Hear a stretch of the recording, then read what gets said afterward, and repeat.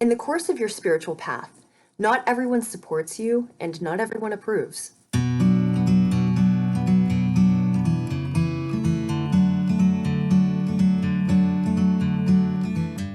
This full moon is in Purva Phalguni Nakshatra, and a really well-known native is Madonna. So consider, last time Dinesh Nakshatra for the new moon, that was Marilyn Monroe. So consider the difference between Marilyn Monroe and Madonna, both iconic women. Here's the difference to point out. They were both sex symbols, but they were different. So Marilyn Monroe was very feminine and acquiesced. She had a certain usefulness because she made people feel a certain way. Madonna also has a usefulness, but in a different way. Madonna was not this blank canvas waiting for somebody to show her what to be. She was a woman with a vision, and what her vision was, what her creativity was, evolved over time, but she was the one with the vision. She was the one with the creativity. She was the one with the hard work. She was also the one who never stopped to ask people what they thought. She wasn't concerned if people liked her or agreed with what she was doing or how was she doing in the polls. She wasn't really concerned with public opinion. She had a vision and she realized that creative vision. So she is this epitome of creative force energy. Now, Phalguni means the pink fleshy parts of a woman. So this nakshatra is very much about sex, and sex is creativity. Sexual energy is creative energy. The two are not separate. The nakshatra is in Leo. All of these elements are encompassed in the 5th house. So anytime you are creating something, it's with this sexual energy. Now let's think about it for a minute in your own life. Esoterically, sex is not something that is stigmatized as it is in many cultures. So let's apply that principle in our own lives. While the words are very easy to say, be yourself, express yourself, be who you want to be, there are consequences to being who you want to be, especially if you are on a spiritual path, especially if you have some sense of purpose in the world, especially if you walk with direction and know that the endeavors you undertake have some more significant purpose. So what you are creating, not everybody sees it. Actually, nobody sees it. Only you see it. Other people can get pieces of it and maybe get an idea of what you're doing if they are so inclined to think that way. But you can't ever count on anybody to know what you're doing. So what happens is somebody will step in without knowing what the big picture looks like, without really knowing what you're creating, and they just pick apart the little things that you do. They pick apart the little pieces of how you do things. They see sections of your work and critique those sections, but they don't see the whole of your work. Only you see the whole of your work. So again, while it seems very easy to say, oh, just be yourself, walk with your purpose, there are consequences. If you have people around you who, for example, have different religious views or different spiritual views, sometimes there are consequences to that. Sometimes you're ostracized, sometimes you're considered evil, sometimes you're considered bad. There are consequences. If you have questions about what's going on, and for example, you go to see a mental health professional, and they don't know what you're talking about because they don't see the esoteric world, they don't have the abilities you have, they don't have the sight that you have, they'll look at you like you're crazy, and then that doesn't help at all. Or if you talk to just a regular person who doesn't have what you have, they don't see what you see, and they don't have the capacity to understand what you're talking about. What happens is that each time we encounter those situations, even though you know better, but still it chips away at you little by little by little. So it's not the grand sense of purpose, it's these little things, it's these small pebbles in your shoe that make the walk harder, that make the journey harder. But all of these parts that other people think are weird, that other people don't understand, but these parts that are actually the most interesting part of you, if you could talk about anything, this is what you would talk about. Keep developing those parts. Keep developing those parts. And it doesn't matter what anybody else says. Keep developing those parts because they are your most interesting parts.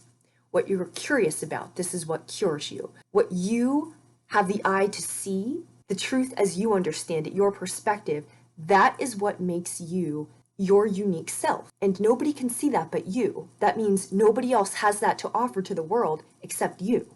So when these times come, when these small incisions of doubt come at you, you remember only you see what you see. And the fact that you see it, it's very important to bring it into the world.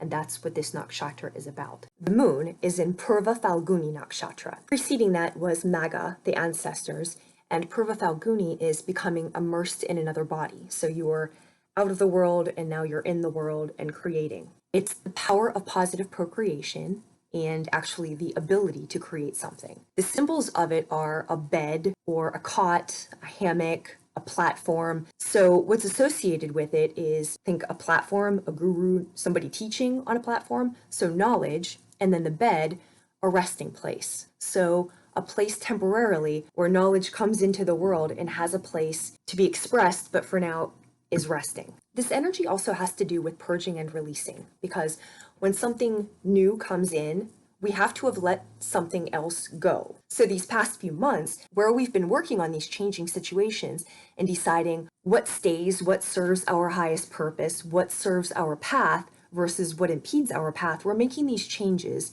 and we're looking at our relationships and we're looking at our livelihoods and we're looking at our pastimes and we're looking at our friends and deciding what's there versus what should go. Everything that you've released, everything that you've calmly closed the door on has made room for now this creative energy from above. This nakshatra is also about divine partnership. So it's something from above that the individual is trying to merge with. It's the soul being let loose in the material world to gather knowledge, and then looking at who we partner with, how we partner with ourselves, and are we working with ourselves or against ourselves? So the lunar period of these next 2 weeks is this place of rest and acknowledging what's now come into your life, what resources you have available to you, and looking at what your soul is here to do. Uranus is in the 4th house in this chart, and the 4th house is our place of origin, our sense of home. It can either be the literal home or where we feel at home. And the fact that Uranus is present in the 4th house in this chart is indicating that how we feel about home is going to change. Creative energy is sexual energy. So for a minute, let's consider the tie between nudity and knowledge. Think of Adam and Eve in the Garden of Eden, that story. Adam and Eve were naked. That wasn't the problem. The problem is when they became aware of the fact that they were naked. So it wasn't the nudity itself, it was awareness of it. We are made to feel so ashamed of our sex, of our body, of our physical desires, our imaginative desires. There's barely a place you can look where someone's not trying to make you feel self-conscious because they're trying to also sell you a solution. It can take a lifetime just to get over not feeling self-conscious about your appearance or your body or what your utility is to the opposite sex, because we even conceptualize our own usefulness to how, especially as women, whether or not men find us attractive. Thus, like, if men find us sexually useful to them. So it's interesting, right? Like, that dynamic's not the problem, but calling attention to that dynamic, awareness, and then bringing to conscious awareness that we are aware that that's happening. That's the problem. That's when you become a feminist. That's when you become a loudmouth person. That's when you become problematic, when you start to make other people feel uncomfortable. And that has to do with people who are trying to use your energy and redirect your creative energy, your sexual energy, in a way that's useful to them. Whereas this nakshatra is having you bring it back to yourself and the knowledge of how powerful that is and what you can do if that energy is harnessed and directed in a productive way. The setup alone of this chart is very telling. The first thing is what's called a bucket. So you have the moon, the handle, and then all of the other planets below. So you have the moon, your internal, your mentality, how you feel about things, your emotional state, casting light on all of the other elements. So how you're feeling about something, how you've been thinking about something, how you've been internally processing something. Now you're looking at that new mentality and you're looking at all of the areas of your life that you've been processing this information. The other thing, right? So the moon is in the 8th house and the sun is in the 2nd. So the 2-8 axis is the same axis that the eclipses were on back in December. The 2nd house has to deal with esteem. It also has to deal with our stuff, the money you make from the work that you do, but your esteem, reinforced by the stuff you have to speak for you. That's opposed to where the moon is now in the 8th house, and the 8th house is about alchemy and transformation and going deep. Your most vulnerable self is the 8th house. So when you're done with your transit in the 8th house, it's a different type of self-esteem. It's a self-esteem that's invisible. So whereas the second house is your stuff, but you have something to show for it, and that's how you derive your esteem, eighth house is something different. So it's the esteem you get from the spiritual work that you've done, but on the exterior, you don't have anything tangible to show for it. So consider how that shows up in the world. How we consider somebody who has done well. You have cool stuff. You have a nice house. You have a good income. You've got a cool car. You've got nice clothes. You can go places. You have stuff. So your stuff somehow speaks for you. And the way we get wrapped up in that is very subtle. How you get to see what you're really about is after that eighth house action. After you've gone through these invisible depths of things that you didn't want to visit, and you go through all the dirty, dark places of your existence, your background, your shame about money, your shit, like all of the secrets, all of the things that you never once said, when you come out the other side of your eighth house, the strength that you have is internal. It's a spiritual strength that you've had. Accumulation is the wrong word. So second and eighth house are different. So that's what this new moon is. Moon is in the eighth house, so you're going through something internal. Any growth you have that happens internally, nobody gives you a paycheck for that. So if it feels like thankless work, that's because socially it's not something that's particularly valued. The aspects for this chart are very interesting too. You have Saturn square Uranus as a feature. So Saturn, structure, coming up against Uranus, disruptions. So disruptions in your structure. Pluto is trining Mars. Pluto, looking underneath things. And then Mars, what are you going to do about it? So now that you have this truth, what are you going to do about it? Moon, trining Uranus. Trine means that this is just a very natural energy flow. So you are now in the mood to do something unexpected. And then Sun, sextiling Uranus, there's an opportunity there. Leo, sun, moon, and rising. You have the ultimate mirror in front of you. The moon, the full moon, is in your first house, and the first house is of self. It's opposing the seventh house of partnerships. So this moon is looking at you, your creative self, and examining how you take on your partners and which partners are a good enhancement for you. And this moon is highlighting you as an individual and then shining a light opposite the axis to your seventh house and looking at your close one-on-one relationships. There is no better mirror for how you feel about yourself than who you choose to be around. Now, especially right now with the pandemic, with lockdown, there are financial situations that necessitate that each of us makes certain arrangements that we maybe didn't want to do, that maybe are not the choices that we have. That's not what I'm talking about. What I'm talking about is who you are choosing to give access to, not out of necessity, but because you're choosing to give access to these people. So are these partnerships that enhance your creative self? You are a creator, just by merit of your existence, you are a creator. Do your partnerships allow you to be all that you are? Do they welcome how you change and evolve and how your creative expression takes shape in the world? Or do they wish you would tone it down a little bit? Do they wish you could fit in a little bit better? That maybe you could fit in a little bit better if you didn't talk so much about the things that you liked.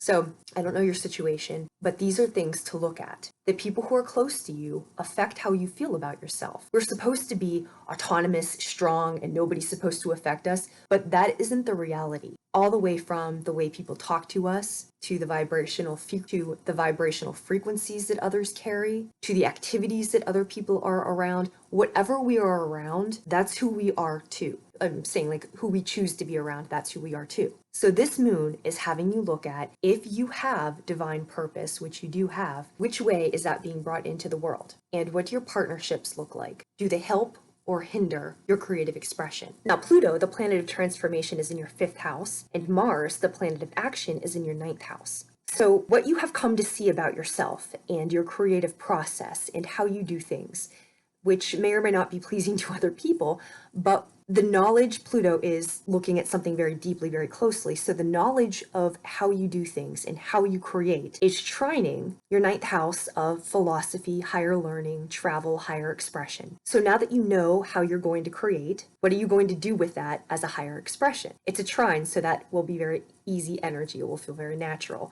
But look for that flow between your creative energy and your higher expression in ninth house. Finally, Leo, Saturn in your seventh house is squaring Uranus in your ninth house. So Saturn, structure, in your house of relationships, close one-on-one partnerships. Saturn in your 6th house is squaring Uranus right between the 8th and 9th house. So your house of health, your daily routines, your work, your house of service, the structures that get you through your day, watch for disruption, either in a transformative way, like 8th house transformative way, or 9th house higher learning way. So you may be, through some experience, come to do your structures differently, or through some knowledge, through some learning, come to conceptualize your work differently. But look for that tension in your routines, your day-to-day work, and then new information that you're getting either 8th or 9th house, and how to integrate the two. Have you noticed that the places you once were are not the places you can be anymore? Where you've come from, that ground is burned behind you. Who you used to know, not only do they not do it for you anymore, but you physically have a hard time being around them. Energetically, it just doesn't fit anymore. It's just not a match anymore. But more than intellectually challenging, it's actually physically challenging. It's energetically challenging. Socially, that's very awkward because you don't fit in. You fit in fewer and fewer places. But in a spiritual sense, this is good news because it means you're growing. So it means the clearing out, and then the people you're going to meet, you're now making room for them, and they are an energetic match. Maybe they're not doing exactly what you are doing, but you guys are headed in the same direction, and you'll find more people who are headed in a similar direction. This is growth. So here's how to use the energy for the next couple weeks. Purva Phalguni is the coming together of things. So the feminine aspect from above and the masculine aspect, the material aspect from below. You're bringing them together. And this nakshatra is a place where the knowledge finds temporary rest and is regrouping and deciding what to do. So you have Kama, the purpose, the desire to create something. You have Venus, the ruler, who imparts wisdom and counsel and advice. And you have Vishnu, the deity, which is about the preservation of what is coming into being. So presently, we're at a place where your soul is finding rest before you begin the next stages of your journey.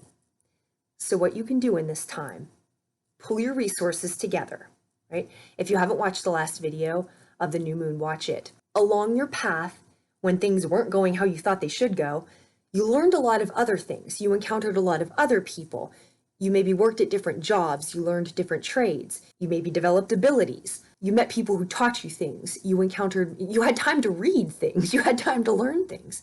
But what your knowledge looks like now, what your experience looks like now, is far more advanced than probably what you think it is. Because what you learn when things aren't going how you think, that's its own university. So you pull your resources together. Who do you know now? What do you know now? How can you apply it now? And you start to plan your next moves. And then the second element of this is that service is based on friendship and trust. So who's around you? Who can help you move in the direction you're moving? Who can you trust? It's odd too, as you start to enter into these things, people you've known forever or for a long time, they don't know what you're talking about. And then you can meet somebody who is a perfect stranger and you fall right into that conversation because you speak the same language. So we're looking at who's not an energetic or spiritual fit for you and who is an energetic or spiritual fit for you to enhance your ability to bring your creative expression into the world. So for right now, pull your resources together, integrate all of the experiences you've come through, and appreciate how difficult your journey's been and how far you've come and all of the things you know now. It's not a small thing. So take inventory, integrate, consider your partnerships, and rest.